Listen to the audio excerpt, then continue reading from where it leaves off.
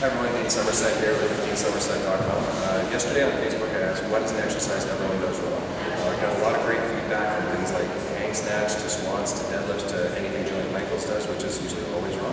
Today the answer is actually planks. So we're going to look at how Lindsay does it here. This is the future, by the way.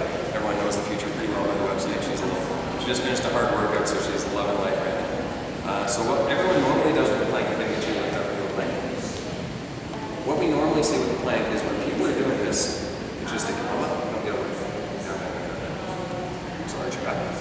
Other way. Normally people arch their back up like this when they're doing a plank, so that means that they're holding all their tension on the hip flexors. What we've always been told is that when you're doing a plank, maintain neutral spine. The downside is neutral spine works best if you're in axial loading, top down. When we're in a horizontal plane like this, it actually works better if we lift the belly button up, tuck the butt down, and get into slight lumbar flexion. And what this does is holds the abdomen tight and removes the tension on the hip flexors, removes the tension on the quads, and makes it go through the entire abdominal wall rather than just on the segment of the spine. It also has a protective effect on the spine by allowing it to compress internally rather than have a shear force on it if you're maintaining neutral spine. Can you go back to neutral spine? Yeah, right like that.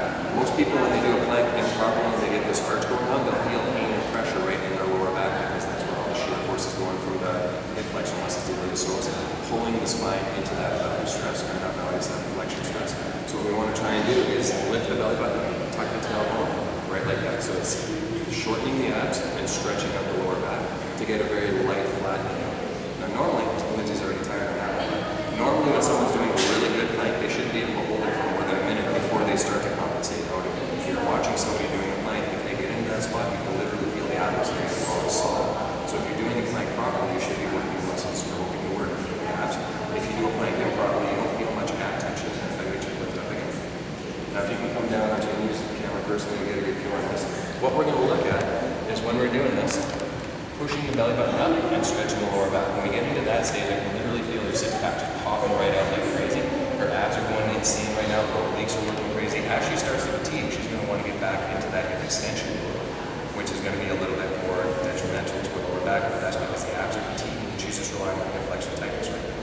So if we can, try and get them into that slight lumbar flexion to make things a little bit more advantageous to get the abs. I know it's contraindicated to a lot of people for spinal exercises, but we have to remember axial loading when you're neutral spine versus horizontal loading when you're neutral spine is going to be two different things as far as the force distribution goes. You want to make sure when someone's doing a plank, they're doing it properly with a very slight lumbar flexion. That's everything for today. Hopefully you guys are able to take this up. And if you have any questions, please feel free to comment right down there in the comment section. Let's get a discussion. Thanks a lot. Have a good day.